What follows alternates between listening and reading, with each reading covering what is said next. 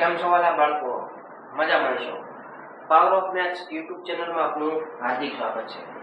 બાળ દોસ્તો, આજે આપણે ધોરણ 8 ની અંદર વિષય ગણિત પ્રકરણ બીજું સ્વાધ્યાય 2.1 એમાં આપણે દાખલા નંબર 6 જોવાનો છે.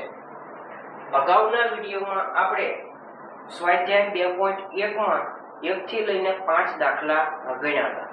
જે વિદ્યાર્થીને દાખલાનો વિડીયો જોવાનો બાકી હોય તો પહેલા વિડીયો અવશ્ય જોઈ લો. બાળ દોસ્તો, આપણે પ્રશ્ન નંબર 6 ની રકમ એવી છે 8x + 4 બરાબર 3 કૌંસમાં x - 1 + 7. પ્રશ્ન એવો છે, સમીકરણનો ઉકેલ શોધો અને જવાબને ચકાસો. બાળ દોસ્તો, આ જો ધોરણ 8 ની અંદર જો દાખલાને ચકાસવા હોય તો દાખલો ઘણો બધો મોટો થઈ જાય. એટલા માટે આપણે માત્ર સમીકરણનો ઉકેલ જ મેળવશું. બરોબર? તો આ રકમમાં તમે જુઓ તો આપણો નિયમ એવો છે, જે x વાળા પદ છે તેને આપણે એક બાજુ ભેગા કરવાના અને જે અચળ પદ છે એને બરાબરની જમણી બાજુ ભેગા કરવાના હોય એવો નિયમ છે. બરોબર? તો અહીંયા તમે જુઓ તો x વાળા પદ ભેગા ન થાય. કેમ? કારણ કે અહીંયા શું છે? કૌંસ. તો પહેલા કૌંસનું સાદુરૂપ આપવું પડે. તો બાકીનું બધું એમ નામ 8x + 4 બરાબર. હવે કૌંસનું સાદુરૂપ આપવા માટે આ 3 છે એ કોના છે? બેયના. x ના પણ છે અને 1 ના પણ છે. પણ આ 3 કૌંસ સાથેનો સંબંધ કેવો છે? ગુણાકાર. ગુણાકાર કરતા હોય તો માત્ર નિયમની નિશાની આ એક ભૂલવાનું નહીં. તો 3 નો ગુણાકાર x સાથે કેટલા થાય? 3x. હવે આ કેવા છે? પ્લસ અને આવડા માઈનસ. પ્લસ માઈનસ ગુણાકાર માટે માત્ર નિયમની નિશાની. બરોબર? 3 નો ગુણાકાર 1 સાથે 3 એકા 3 પ્લસ 7 ના 7 એમ. હવે આપણો નિયમ શું છે? x વાળા પદને એક બાજુ ભેગા કરવાના. હવે બરાબરની બાજુ આ બાજુ હોય અને આપણે આ બાજુ લાવવું હોય તો એમ નામ આવે નહીં. શું નહીં ભૂલવાનું? નિશાની ફેરવવાની ભૂલવાની નહીં.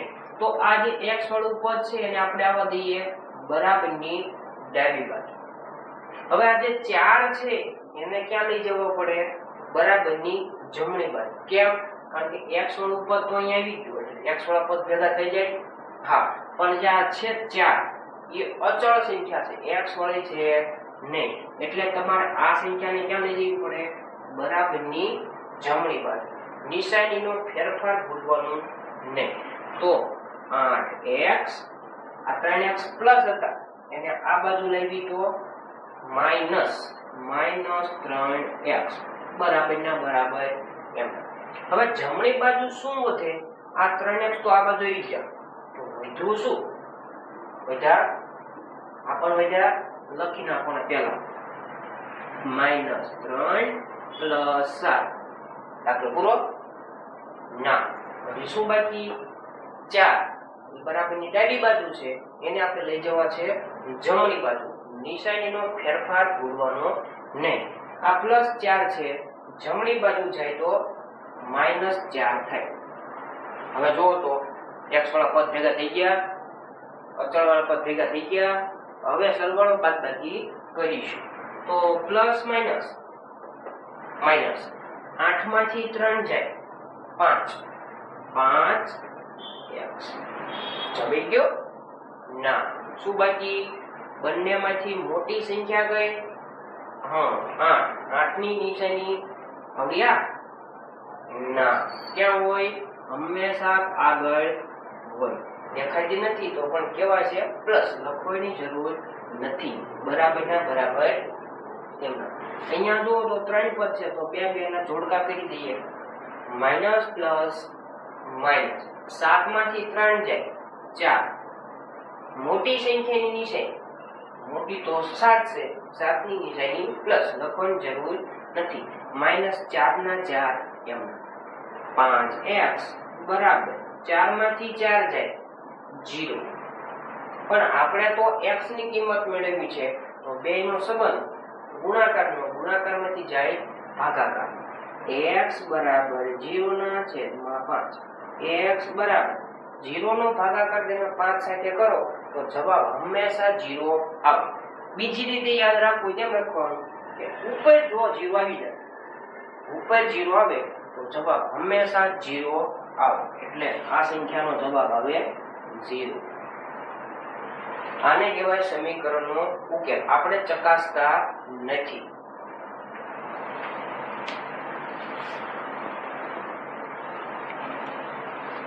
હવે પ્રશ્ન નંબર 7. ફરીથી આપણે પ્રશ્ન નંબર 7 નો ઉકેલ શોધવો છે.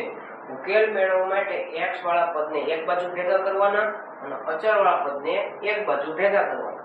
પણ અહીંયા જુઓ તો કાઉન્સ છે, તો કાઉન્સનું સાદું પહેલા આપવું પડે. તો અહીંયા જે 5 છે એ કોના છે?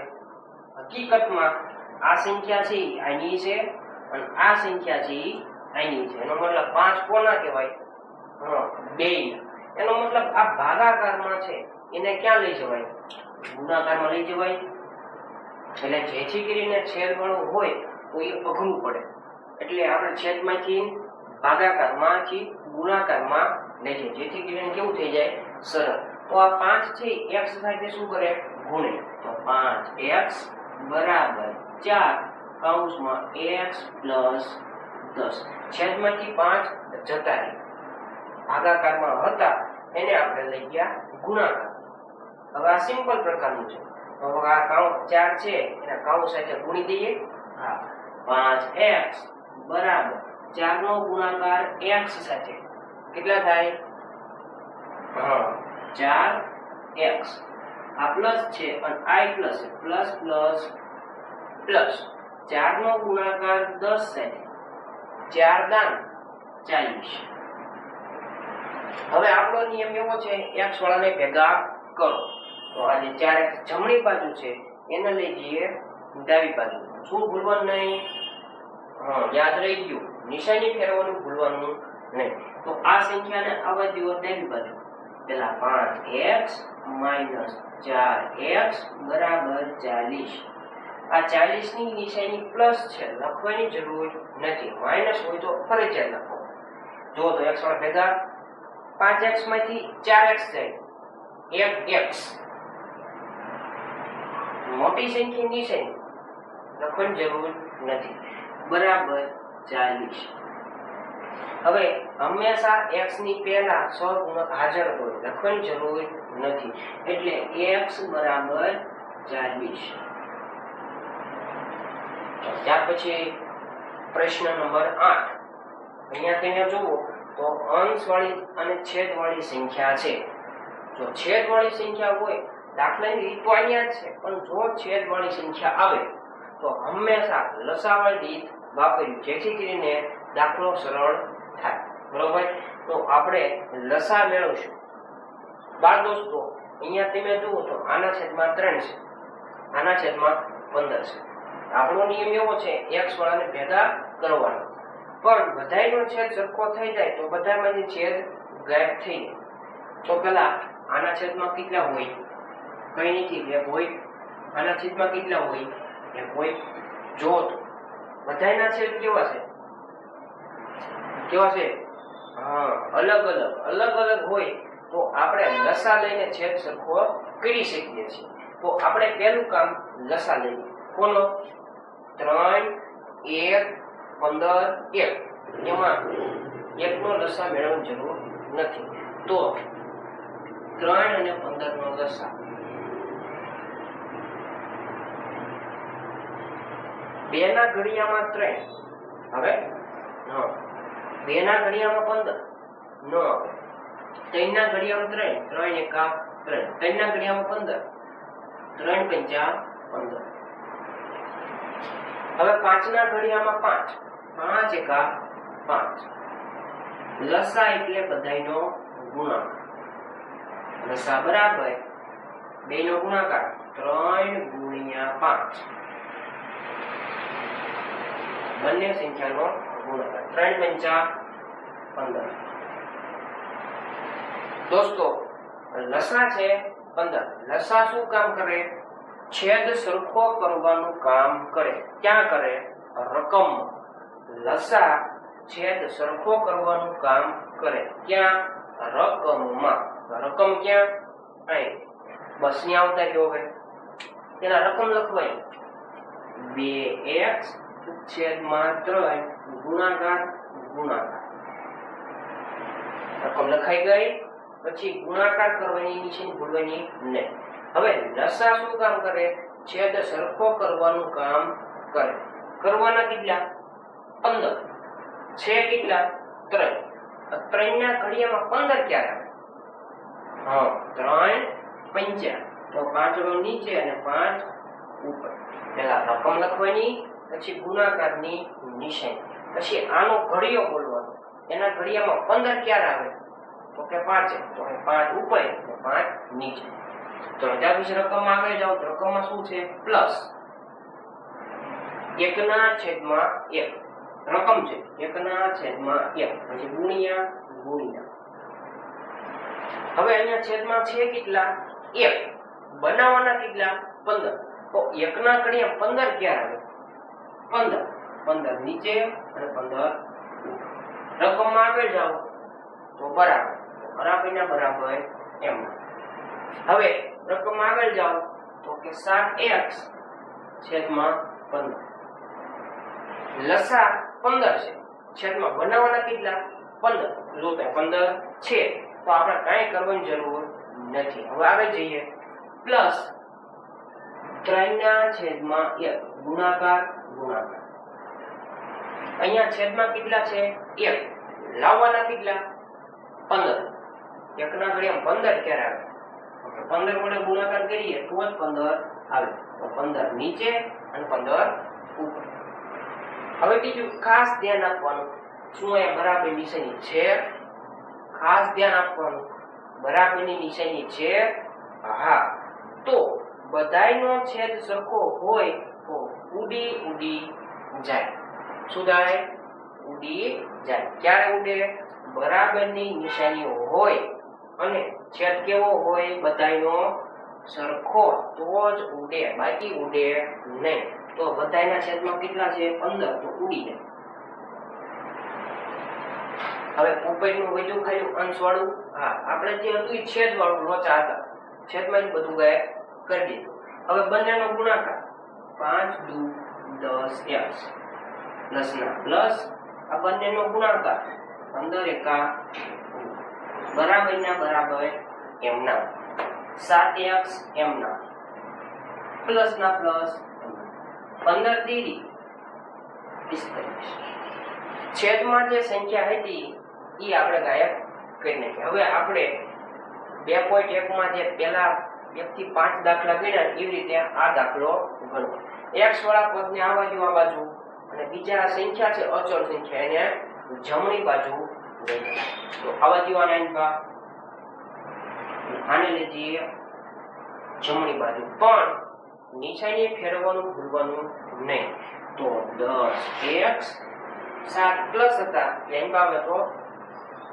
માઈનસ 7x બરાબરના બરાબર એમ પેલા જમણી બાજુનું વાળું આવે છે જમણી બાજુ કોણ વધે છે આ તો આ બાજુ આવી ગયા તો વધુ કોણ 45 હવે 15 કેવા હતા પ્લસ એને જમણી બાજુ લઈ ગયા તો માઈનસ 15 10 માંથી 7 જાય 3x મોટી સંખ્યા નિશાની પ્લસ લખવાની જરૂર નથી 45 માંથી 15 જાય 30 મોટી સંખ્યાની નિશાની 45 લખવાની જરૂર નથી બેનો સંબંધ ગુણાકારમાંથી જાય ભાગાકાર x બરાબર 30 ના છેદમાં 3 3 દાન 30 x બરાબર 10 આને કહેવાય સમીકરણનો ઉકેલ